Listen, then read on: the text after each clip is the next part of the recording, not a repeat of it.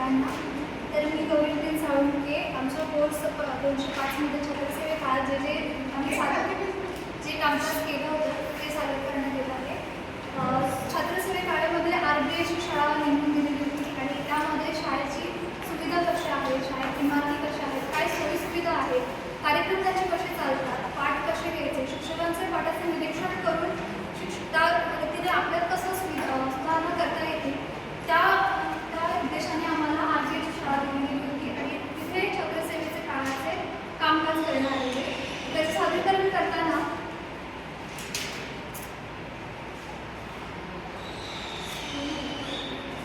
पहिला आपण मूलभूत माहिती घेऊया. शाळेचं नाव होतं RBI कन्या विद्यालय मालेगावमध्ये. त्या RBI कन्या विद्यालयाची स्थापना कधी झाली होती तर 1949 मध्ये या RBIची स्थापना झाली कशी करण्यात आली. तर ती शाळा जी आहे ती मराठी माध्यमाच्या विद्यार्थ्यांसाठी ही शाळा झालेली आहे. या शाळेमध्ये 5वी ते 10वीचे असे माध्यमिक स्तराच्या विद्यार्थ्यांना प्राथमिक शिक्षण दिले जाते. शाळेची वेळ काय होती, शाळेची 2 बॅचेस असतात. सकाळी 7 ते 12 पर्यंत आणि दुपारची 12:30 1:30 पर्यंत अशी त्या शाळेची वेळ होती. शाळेमध्ये पायाभूत सुविधा बघायला आम्हाला मिळाले. त्यामध्ये शाळेची इमारत, मुख्याध्यापकाचे कार्यालय, कार्यशाळा, वर्गखोल्या, स्टाफ रूम, ग्रंथालय, प्रयोगशाळा अशा प्रकारे तिथे सोयी सुविधा होत्या. त्याप्रमाणे खेळाचे मैदान, पोषणाहार विद्यार्थ्यांना दिला जात होता त्या शाळेमध्ये.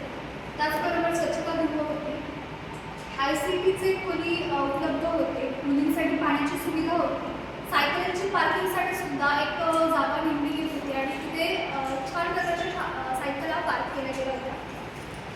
त्यानंतर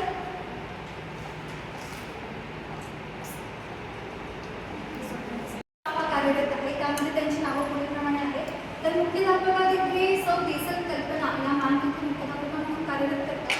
उपमुख्याध्यापक म्हणून श्रीमती साळुंके रत्नाकर प्रभार जगदीश या तिथे उपमुख्याध्यापक म्हणून कार्यरत करतात. मग पर्यवेक्षिका म्हणून श्रीमती ठाकरे ललिता यांचे ते योगदान आहे आणि बाकी उर्वरित प्रशिक्षिका यांचे नाव या कृतीमध्ये नमूद करण्यात आले.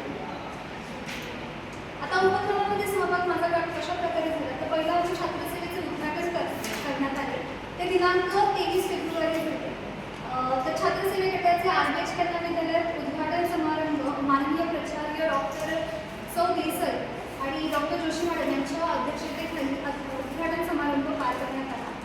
त्यानंतर दुसरा दिवस 24 फेब्रुवारी या दिवशी परिपाठ सुरुवातीला दुपारी सत्रामध्ये परिपाठ घेण्यात आले.